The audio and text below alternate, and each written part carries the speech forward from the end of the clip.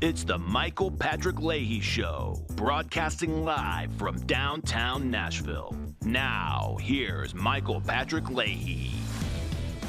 Good morning. I have great news for you, radio friends. The Trump transition team announces more nominees and more great stuff. We have a pick that we absolutely must talk about today. There's going to be a big shakeup in the White House press room coming soon. So lots to talk about this morning. I am not Michael Patrick Leahy, as I'm sure you have noticed, not just by my voice, but if you are watching on YouTube, you will see we look very, very different. My name is EJ Host. I am filling in for the great Michael Patrick Leahy for the first hour of the show this morning, and I am absolutely thrilled to be here on this Wednesday, November 27th, the day before Thanksgiving, and we have so much to be thankful for, don't we? First things first. In true Michael Patrick Leahy fashion, let's start with the morning rundown brought to you by the Glock Store. Shortened list this morning, but first thing is Israel and Hezbollah ceasefire starting today. You'll hear a lot about this all over the news. Of course, the Biden administration is trying to take credit for that, but that's just plain silly. I think more than likely they know Trump is coming, daddy is home. And so the ceasefire is starting today. We'll see what happens with that in the coming weeks. But as of right now, no Lebanon, no firing into Lebanon from Israel. Number 2, the Trump transition team. I have 2.1 and 2.2. First and foremost, the memorandum of understanding with the Biden administration has now been signed by the Trump transition team. So we'll go into a little bit of detail about that later, but that's kind of a huge step. And then 2.2, the NIH nominee that everyone is going to like, and I'm going to botch his name. Dr. J. Bhattacharya. I think I might have gotten it. Well, I'll keep practicing for you. Number 3 on the rundown, DEI and political correctness is on the outs. As was talked about yesterday with Robbie Starbuck, Walmart is now all over the news for eliminating some of their DEI policies. And because it is the day before Thanksgiving and football is on everyone's mind, I thought I would mention that we just learned that the Washington Commanders may return to their roots. They may be going back to being called the Redskins. Senator Daines of Montana signed on to a bill and made a little news roundup last night to talk about it. So pretty exciting news there on the NFL front. I would love to see the Redskins instead of the Commanders.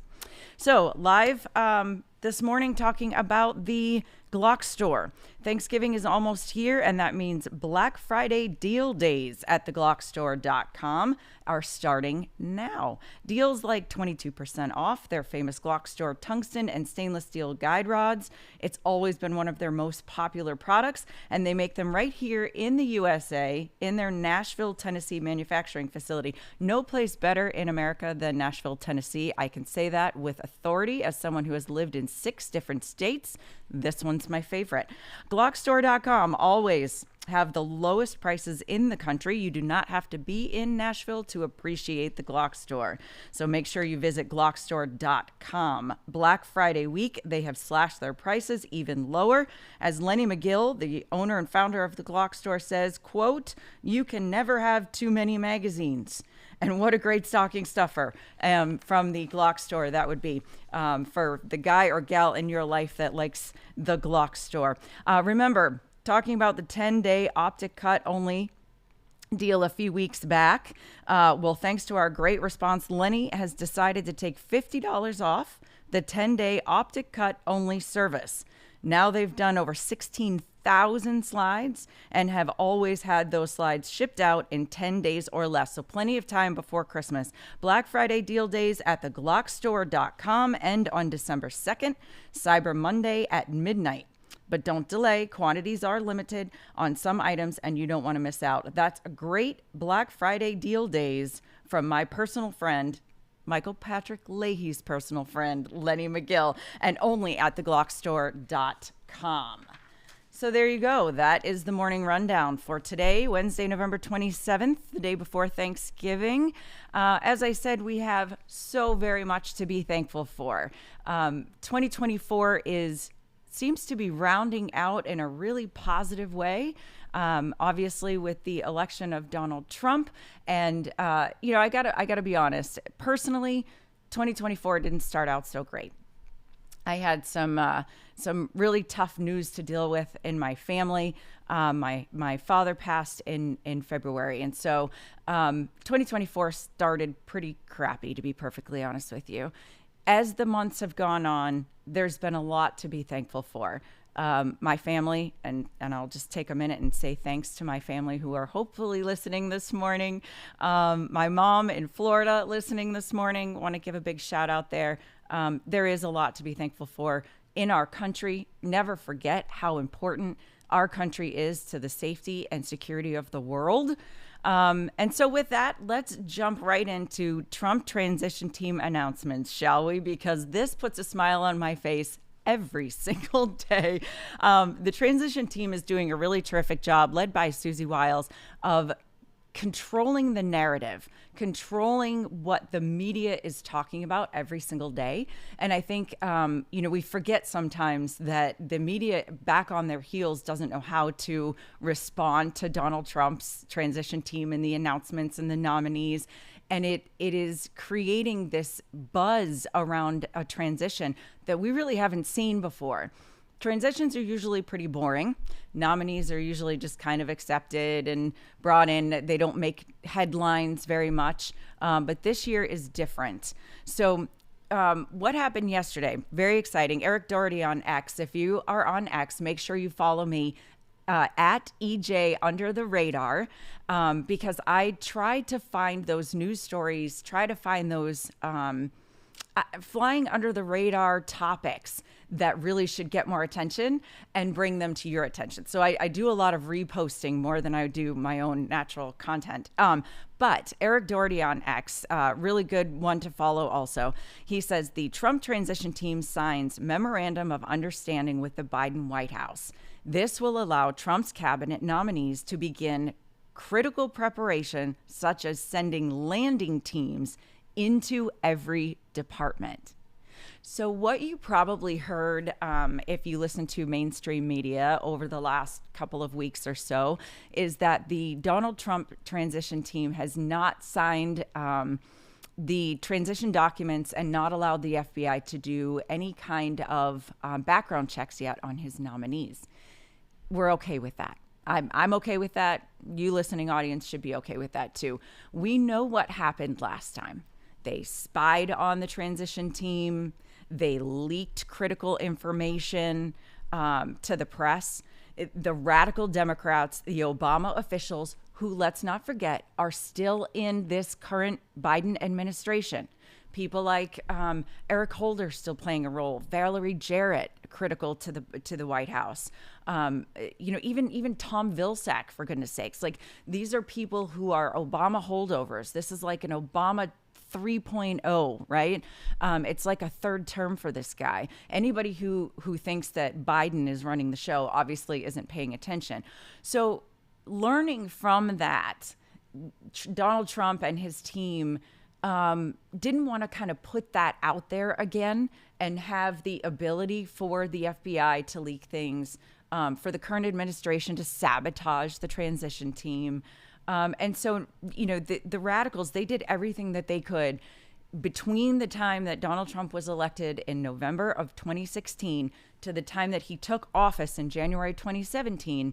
The radical Democrats, who are still in this Biden administration, did everything they could to sabotage him. Learning from that mistake, Donald Trump is making a very different transition this time. And I think that's something to be proud of. We'll talk about this and more on the other side of the break.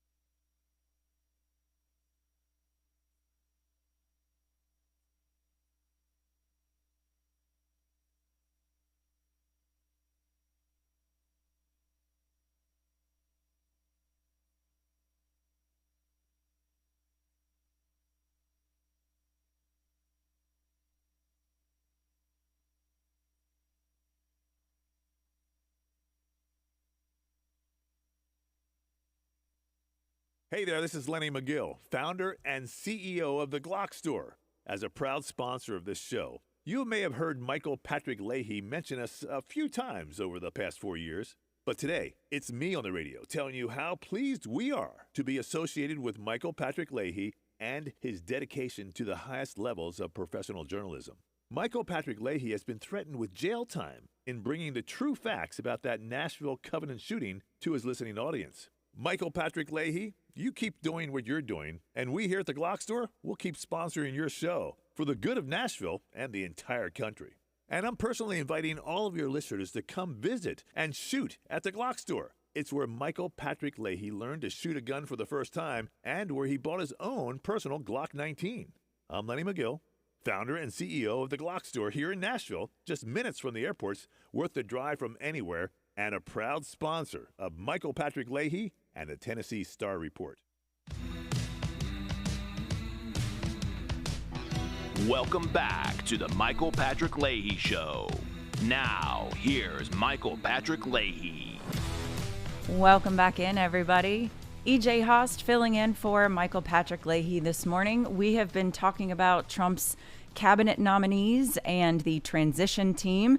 And I wanted to read for you this statement on the signing of a memorandum of understanding between the Trump-Vance transition team and the Biden White House. The reason this is important is because the news is trying to tell you that Trump is being difficult through this transition. They're trying to say that the transition team is not cooperating with the FBI. You'll hear, Mika and Joe on MSNBC and plenty of others in local news and whatnot making a big deal because, the FBI isn't allowed to do background checks yet on the Trump transition nominees. And that's, of course, a bunch of bunk. I think it's a matter of timing, making sure that the transition team is not sabotaged like it was in 2016. So Susie Wiles, the chief of staff to the president-elect Donald J. Trump, said, quote, after completing the selection process of his incoming cabinet, President-elect Trump is entering the next phase of his administration's transition by executing a memorandum of understanding with President Joe Biden's White House. This engagement allows our intended cabinet nominees to begin critical preparations, including the deployment of landing teams to every department and agency, and complete the orderly transition of power. In other words, that is translated as, we're doing things the right way. We're working with the Biden administration. So here it is in writing for all those news folks who want to make it sound like Trump isn't doing something he should be doing.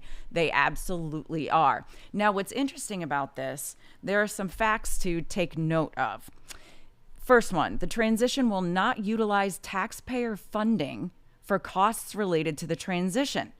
This is really, really important because the Trump team has made a commitment through Elon and Vivek and the Doge team and all of those kinds of things. He is committed, his administration is committed, and all of his nominees will be committed to saving taxpayer money. I think that's something everybody can get behind, unless, of course, you're like Elizabeth Warren and you just really like spending other people's money. But the truth is, most people would like our government to be good stewards of our taxpayer money. This is like step one, saying even the transition team is not going to be spending taxpayer money. That also allows the transition team to do things a little outside of the norm. They don't have to be beholden to the current administration. They can work with the current administration. So that's pretty cool. The transition will not use government buildings or technology provided by GSA and will operate as a self-sufficient organization. This organizational autonomy means a streamlined process that guarantees the Trump administration is ready on day one. Incredible. Absolutely incredible. The fact that they are taking these steps, again, to avoid the sabotage, and I know I'll say that ad nauseum, but also to say, we got this. We understand how the government should work. We understand how the transition should work, and we want to be ready to go immediately, within hours of taking the oath. The Trump team is ready to make some big time decisions. That's huge. And then the last thing I wanted to point out here, this is something that probably we didn't expect. The agreement dictates that the Trump-Vance transition team will utilize private funding, again, providing cost savings to American taxpayers. Donors to the transition will be disclosed to the public. Consistent with transition policy already in place, the transition will not accept foreign donations. Huge. Have we ever heard a president say that before? Probably not. How much of the $1.2 billion that the Harris campaign team blew through in a short 4 months, how much of that was foreign donations? We don't know. Act Blue is a big fat money laundering organization that took donations from all over and won't disclose all of it. So really cool that the transition team is taking these proactive steps. They're really making a big deal out of saving taxpayer money, and really putting in an ethics plan, right? Like they're following a guideline, some moral guidelines. I just think it's a huge win for America, and it's nice to see just morals again up in the White House, right? I can't wait for him to get there. I think that's really, really incredible. So as part of all of this, the Trump and their team, the transition team, they're limiting access by federal agencies into their plans, but they're also now, because of this memorandum, able to go into, landing teams will go into the different agencies and start learning what's happening there. Biden administration obviously has to agree to this. They'd be foolish not to, right? I think that goes without saying. And honestly, I mean, don't we kind of think that maybe Biden wanted Trump to be president anyway? I know we've mentioned it on this program before, but he seems downright giddy these days. He had a couple of jokes that kind of fell flat, but he's got a little pep in his step. As of yesterday, he came out and spoke. We all saw the kind of awkward presser in the rainforest last week. But truthfully, he seems to be welcoming and understanding of the Trump transition team, and that's pretty cool. This should be a very seamless transition of power. Now, that said, the nominees have to be accepted and approved. The Senate has to give their consent very quickly in order for the transition to happen the way it should, and to make sure that Trump has all the people in play that will advance his America First agenda. So I've got a little clip here because these nominees in the past, the way it's worked in the past is that much quicker turnaround. Now these transitions and the nominees getting accepted and all of that have taken a lot longer as of late. In the early days of the American Republic, this is according to American thought leaders on X, the president's cabinet nominations might have been confirmed within a day or so by voice vote. Now the entire process can take many months. Listen to this clip from Jeff Clark. He was the assistant attorney general in the Justice Department under the previous Trump administration. For a lot of the history of the Republic, the nominees of the president, both to serve in the executive branch and the nominees of the president to serve in the judicial branch, sailed through relatively quickly. It's a lot of red tape that's been added. Like, my confirmation took 14 months. It's like night and day from the process that drafters of the Constitution intended. So night and day. The Constitution was set up so that the transition to a new president would be easy, simple. The cabinet is supposed to be the new president's trusted advisors. The advise and consent from Senate was not supposed to be a grilling. It really wasn't intended to take 14 months for one nominee to be approved or the Senate to provide consent. It was supposed to be much quicker. We were supposed to trust that the American people chose a president, and then that president gets to choose their cabinet. That's normal. What's not normal is what it's become, where the Senate kind of gets I don't know, up on their high horse a little bit, where they think they have more power than they do, and they wield that power. They listen. A good number of people up on Capitol Hill, and I can say this as someone who has worked within politics and with plenty of senators and congressmen and women in the past, they love their power. I say often they have a shelf life.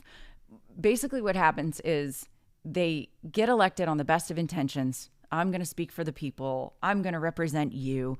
And then they get to Washington, or in some cases, they even get to their state government. And then they just sort of love that power. It's like a club up there. It's like high school.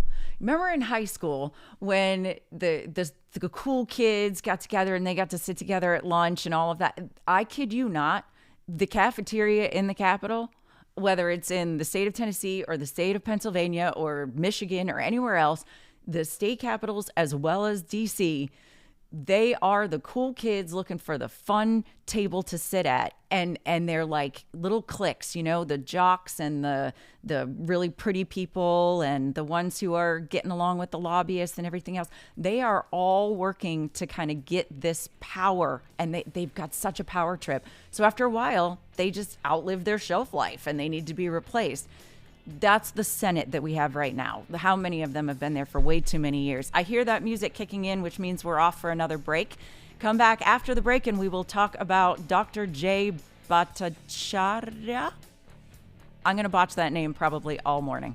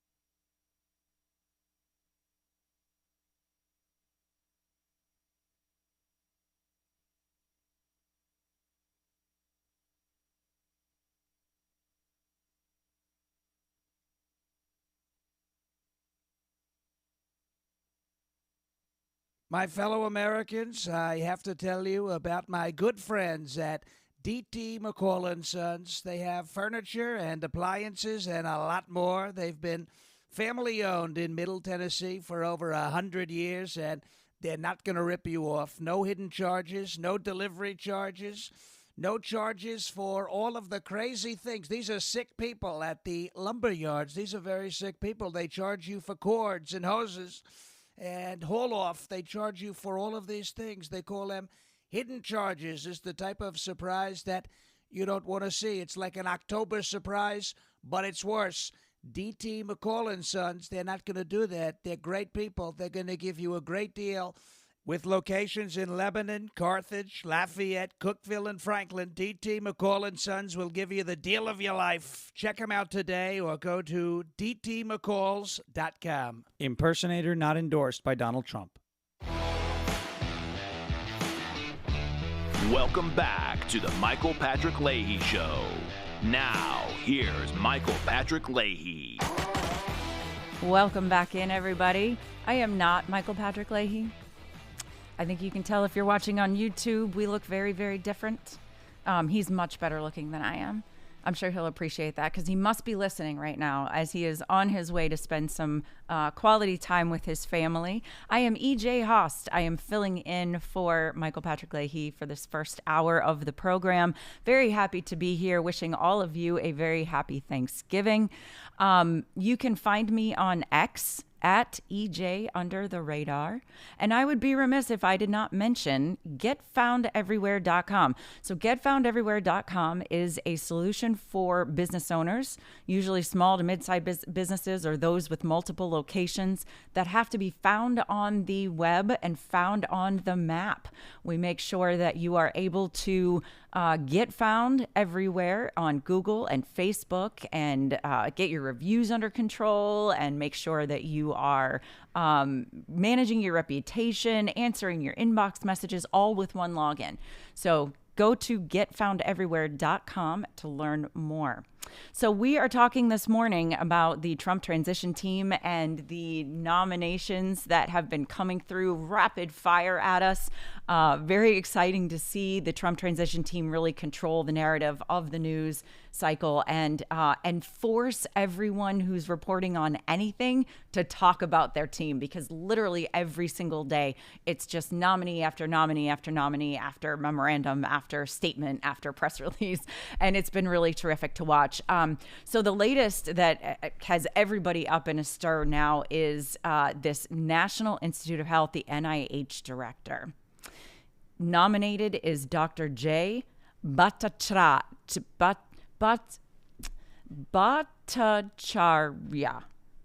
Somebody is going to have to tell me on X how to pronounce this name. I'm just going to call him Dr. J for now. And what I wanted to do was just give you this little snippet of him from Tucker Carlson when Tucker Carlson was on Fox News so that you can kind of hear why we're so excited. This guy, he gets it. He gets it. He has been an outspoken critic of COVID lockdowns from day one. He had a lot to say about it back then. It got him kicked off of then Twitter. Got him banned on Twitter, and now here he is nominated as the NIH director, which is just awesome. I have a lot to say about it, but let's listen to him on Fox News a couple of years ago. You know, the Stanford professor physician who specializes in this stuff seems like he'd be the last person you'd censor, correct? I mean, the key thing here, Tucker, that I think that folks need to know, what they wanted to do, and this I think is government actors and also old media, old owners of Twitter, they wanted to create this illusion of consensus about science. That's right. That didn't actually exist. They wanted to fool people into thinking that we were following the science, when in fact there was a robust debate among scientists about what the right thing to do was. And the consequence is schools closed, businesses closed, unvaccinated people lost their jobs even because of mandates, even though none of the science none of the persuasive science actually supported any of those positions. People suffered as a consequence of this censorship, and of course, it's an abstract violation of my civil rights, my First Amendment rights. But that's not the important thing. The important thing is that people American people were denied a debate, an honest debate. And I believe that had that honest debate taken place, none of those policies would have been put in place, and all of that suffering could have been avoided. The point was, as you put it, to create the illusion of consensus. And I think that's a perfect way to put it. And it's not just on this topic that they're doing it. Dr. Jay Bhattacharya, really appreciate your coming on tonight. Thank you. Thank you. Amazing, right? Back when everybody said that the COVID lockdowns were a good idea, this guy stood out and said, hang on a second. Maybe not. So I wanted to give you a little bit of his background. I'm reading from the TennesseeStar.com right now. Trump noted Dr. J is a professor of health policy at Stanford University, where he also directs the Stanford Center for Demography and Economics of Health and Aging. He holds an MD and PhD in economics from Stanford, and his research focuses on the health and well-being of vulnerable populations, examining the impact of government programs, biomedical innovation, and economics on public health outcomes. What a combination, right? Like, this is a guy who gets it from multiple angles. Absolutely amazing. A key figure in the national debate on COVID-19, Dr. J was a co-author of the Great Barrington Declaration, which proposed an alternative to lockdowns in October of 2020. So remember, the whole world came crashing down in March of 2020, and everybody was told, we got to lock down the whole world, okay? And we had all these doctors freaking out and saying that, on public platforms everywhere, that we had to slow the curve, we had to, lock down, we needed kids in masks and all of these things. Hey, I do want to mention something. Everybody who got a little upset about the another one with a name I don't know how to pronounce, Dr. Jeanette Nashewit, as the Surgeon General pick. People were pretty upset about that. In fact, I mentioned it yesterday on this program that, I'm not super thrilled about her being the Surgeon General pick. Right now, this wipes all of that fear and contention out. Like we talked about it, probably not a big deal. Surgeon General doesn't do very much. Will have to follow the Trump agenda or she'll get fired, right? So I'm not super worried about her in that role, but I didn't like it, right? I didn't feel warm and fuzzy about it. This guy excites all of us who are looking for the America First agenda, but also from the point of individual freedom and being able to promote in a really great and articulate way how important individual freedom is. No one knows that better than this Dr. J. He was kicked off of Twitter. He was censored by, then owner of Twitter, right now X. And censored by all these social media organizations. He was ostracized when he would try to go on the news. People wouldn't have him on their programs because he was saying something that was outside of the narrative, the media narrative, quite honestly, the global media narrative. And he had the guts, the gumption. He had the courage to stand up and say something different, not even just say it, but write it all out. Put it out there in October of 2020. That's huge. And so I think, when we talk about this Dr. Jeanette Nashewit as the Surgeon General, I don't want to be an I told you so, but I told you so. Let's not worry about it too terribly much. She's, whatever. She's not going to be all that important. This guy, however, Stanford grad, terrific background, really incredible. He's even got like the BBC saying, putting out articles about him and how he's going to be completely different and be a disruptor and all of that from the BBC. And I quote, Trump said he had selected the Stanford University trained physician and economist to lead the National Institutes of Health, the world's biggest government funded biomedical research entity. Bhattacharya became the face during the pandemic of a fiercely disputed open letter known as the Great Barrington Declaration that opposed widespread lockdowns. So great, right? Let's listen to another clip of him because honestly, he just gives me all the good vibes and I can't wait to see him in this role. Places that have followed such a strategy, Florida, Sweden, other places around the world, have done much better in terms of overall health outcomes and places that have had lockdown-focused strategies where the disease is spread anyways, but with catastrophic damage to the poor, working class. So going forward, my goal is going to be to help people understand that the lockdowns were an enormous, catastrophic mistake that should never be repeated. I believe that lockdowns should be seen as a dirty word, that when we think about lockdowns, we should recoil with horror, because what is the policies we followed have violated not just medical ethics, but also it's crushed the ability for scientists to discuss openly with each other facts and evidence. It's taken a great amount of effort, willingness to face abuse in order for scientists to speak up, and many have been silenced. So I think the restoration of the freedom for scientists to discuss with one another openly what the evidence actually says, without this fear of repression that we've seen during the pandemic, in order to support the lockdowns, needs to end. I think that the proper place of science in society needs to be restored, so that scientists can advise but not dictate policy. And I believe that lockdowns themselves, once we have fully evaluated them, will be seen as a enormous mistake. So, and I hope so that we could, with my work, so that we never repeat it again. Thank you. Amazing. Isn't that exactly the guy you want in charge of almost anything? Because he believes in this individual freedom and science, like real science, being able to ask questions and disagree with one another. How refreshing is that? I think it's terrific that we've got a variety of personalities, a variety of backgrounds. We've got just a really unique team that Trump is putting together. Just look at who he has leading the way on Healthier America Only, right? Obviously, we've got Robert F. Kennedy Jr., but if we look at this entire Make America Healthy Again initiative, there's quite a few more people. So we have... let's see. I'm looking again at the BBC because they had a little rundown. He picked Marty Makary, a Johns Hopkins surgeon who opposed the COVID-19 vaccine mandate, to run the Food and Drug Administration. Love that. Like, these are people who learned from the mistakes of the past and are doing good things for the health of America. Like, amazing.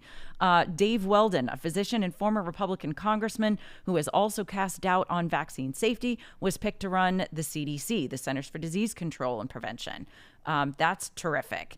Kennedy and O'Neill's Department of Health would oversee the agencies run by Makary, Weldon, and Dr. J, but they all need to be confirmed by the Senate. So again, we get back to the Senate and their power and all the things that we have to deal with that.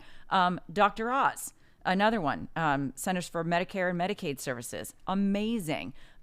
These are people who believe in personal freedom, and more importantly, they will advance the Trump agenda. America first. America healthy, make America healthy again. Who can't get on board with that? I've got some kind of funny news for you. Another clip we triggered is all I'm going to say about that. There's your tease, triggered.